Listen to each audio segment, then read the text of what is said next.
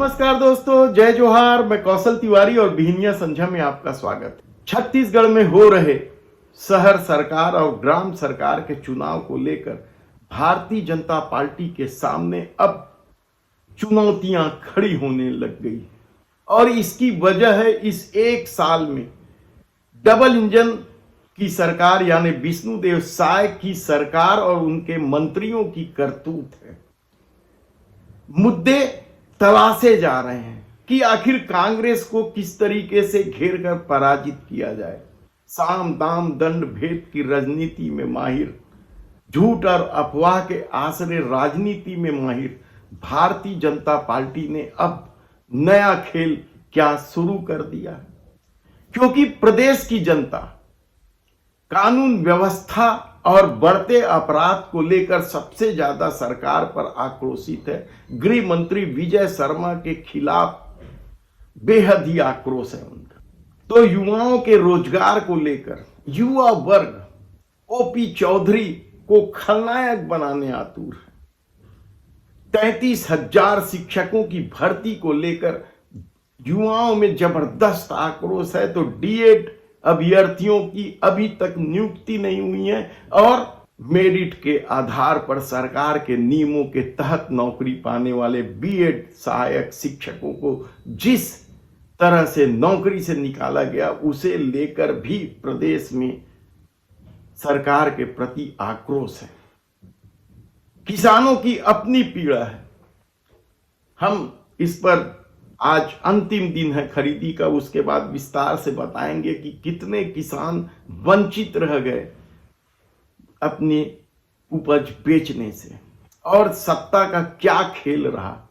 हालांकि लक्ष्य से अधिक खरीदी हुई है, लेकिन किसानों को एक मुश्त रकम देने में सरकार नाकामयाब रही है। ऐसे में जब चौतरफा भारतीय जनता पार्टी के सामने हारने का डर खड़ा हो गया है तो उन्हें मुद्दे की तलाश है।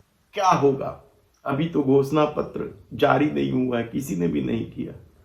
आम आदमी पार्टी ने जरूर 32 बिंदुओं का घोषणा पत्र जारी किया, लेकिन जो मुख्य मुकाबला होना है कांग्रेस और भाजपा में, उन्होंने अभी तक कोई घोषणा पत्र जारी नहीं किया।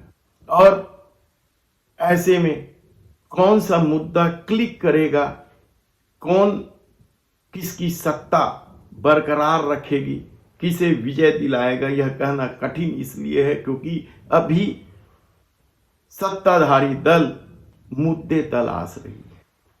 क्योंकि मोदी की गारंटी 57,000 शिक्षकों की भर्ती का, वह तो पूरा हुआ नहीं, प्रक्रिया तक शुरू नहीं।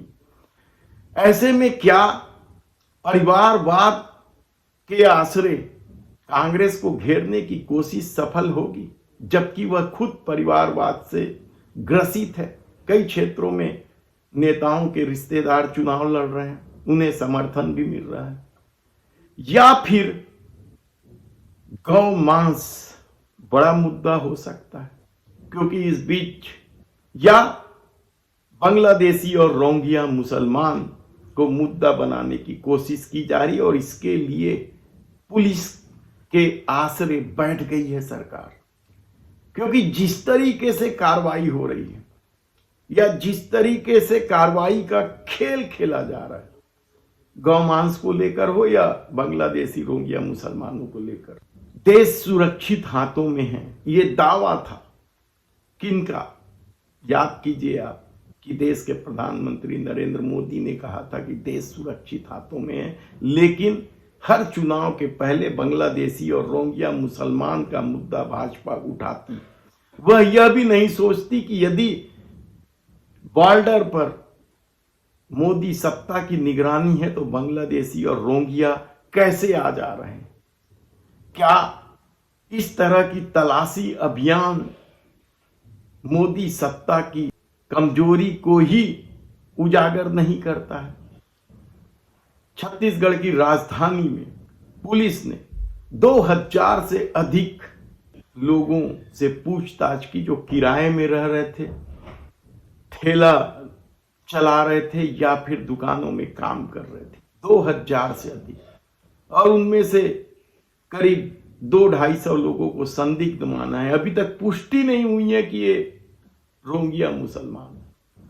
और विधानसभा चुनाव में जिस तरीके से भारतीय जनता पार्टी ने कवर्धा में तो खासकर यह मुद्दा बनाया था कि रोहिंग्या मुसलमान को बसाया है, क्योंकि यदि मुस्लिम तड़का न लगे तो फिर भारतीय जनता पार्टी के लिए चुनाव लड़ना क्या बेहद दुर्भर हो जाता है। और यही वजह है कि अब मुद्दे तलाशे जा रहे हैं। अभी तक कोई मिला नहीं है और शायद कुछ भी मिल जाएगा तो यही बड़ा मुद्दा होगा कि देखिए फिर कहा जाएगा कि कांग्रेस शासनकाल में आया था, भूपेश बघेल की सरकार में आया था, इन्हें बसाया गया था, प्रश्रय दिया गया था, वगैरह वगैरह इसी तरह के आरोप लगेंगे। लेकिन कानून व्यवस्था, बढ़ते अपराध और भ्रष्टाचार का भी तो मामला है कि किस तरीके से एक पत्रकार की हत्या तक कर दी गई थी।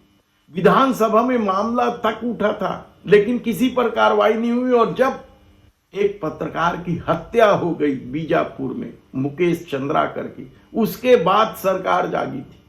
और अब कुछ अफसरों के खिलाफ एफआईआर तो दर्ज हुई है लेकिन उनकी अभी तक गिरफ्तारी नहीं हुई, उन्हें फरार बताया जा रहा है, जबकि वे बेखौफ बेधड़क घूम रहे हैं।